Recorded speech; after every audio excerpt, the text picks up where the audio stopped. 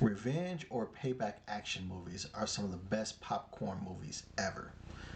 Films like Gladiator, Old Boy, they are actually lauded by both critics and fans. While you get films like John Wick, The Equalizer, that go ahead and actually give a vehicle for older male action stars to go ahead and actually give them time to shine, and fans turn out in droves to watch those. Usually, women are excluded from this genre, but occasionally we get things like The Long Kiss Goodnight, Colombiana, or even a star-studded Kill Bill that show that women can go and actually shine in this genre. In Netflix's The Mother, we have Jennifer Lopez giving it a go in this genre, something that isn't unique in premise but is rarely executed to a rousing success. Now, me, I love revenge movies. They're usually simple in plot and motivation, and usually we get battles, action, weapons, all that kind of stuff. So, as I review this movie, I'm going to consider myself the main target audience for this one. I love that type of stuff. The main character, if you will. But I'll look out for casual viewers as well to see how this stacks up. You see, I actually review new movies that are exclusive to streaming sites only to see if they're worth your time.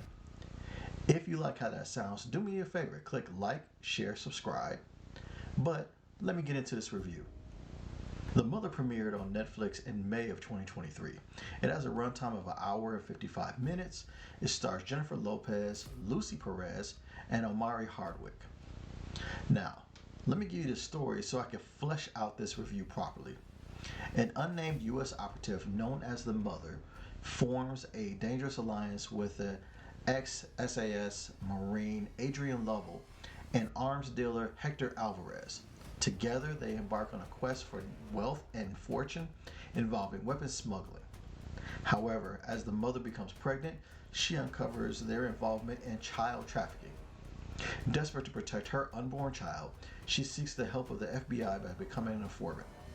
But when an unexpected attack occurs, leaving everyone except the mother unharmed, she takes matters into her own hands.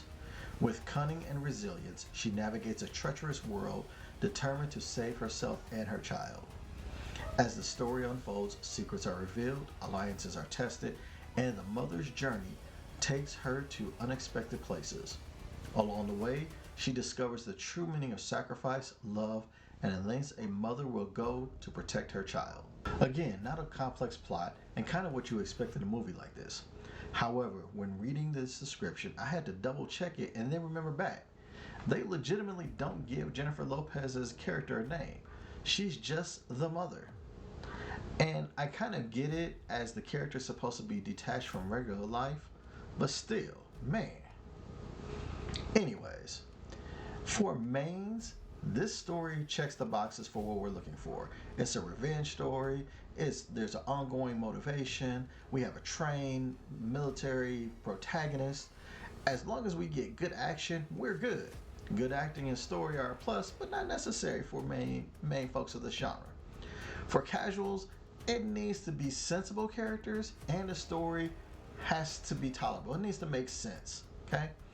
So let's compare all of this for the masses and see how The Mother breaks out.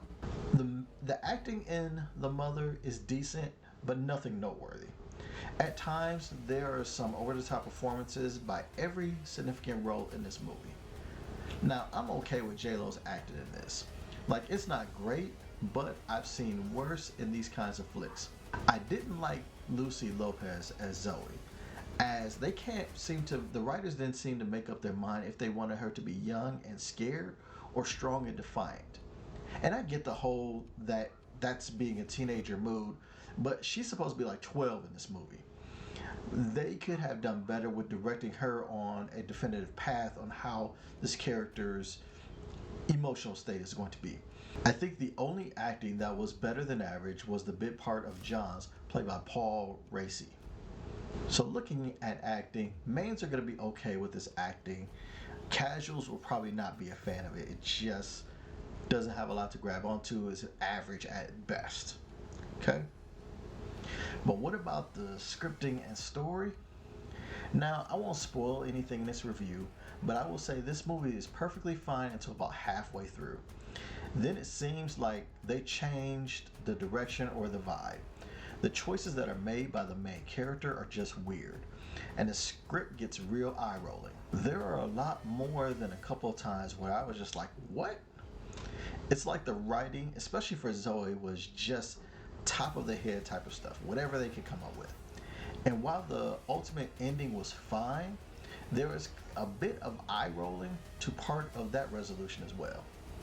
In regards to the story and the scripting, I'm going to say both mains and casuals will likely think that this was kind of weak overall. Some intangibles in this movie. The action in the first half of this movie was decent. There's some believable scenes, choreography, setups, and while they weren't earth-shattering, they were entertaining. And I enjoyed seeing J-Lo look like a badass. The second half of the movie is again where the action scenes could have been amped up. And that's where they're supposed to be amped up. As you go along in the action flick, you expect there to be bigger or more complex things going on in there. But it was kind of a letdown. Also, the middle part was not just weak because of the writing, but some time is supposed to have gone by during this movie, a significant amount of time.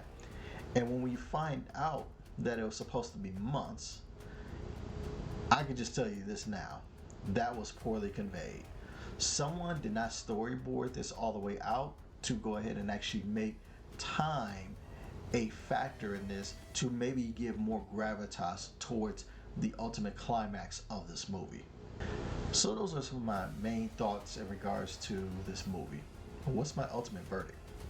For mains, I'm going to say add it to your playlist and watch at your leisure. It's an entertaining watch, especially the first half. Some cool moments and a couple of WTF moments as well. It's a movie that most action fans should give a chance as a decent action flick. For casuals, I'm gonna say skip it overall. There's not much here for a non-action movie or J-Lo fan to hang their hat on.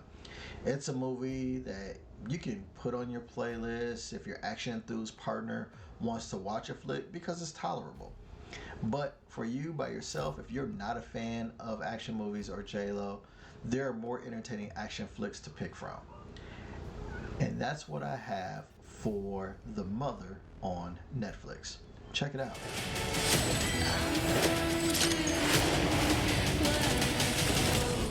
And I will die protecting her. I appreciate you staying this entire time for me. Love doing these reviews. Do me a favor. Click like if you kind of like this bad boy. Subscribe and or share if you really love this.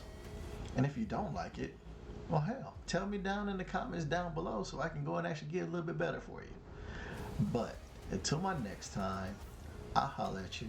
Take care of yourself.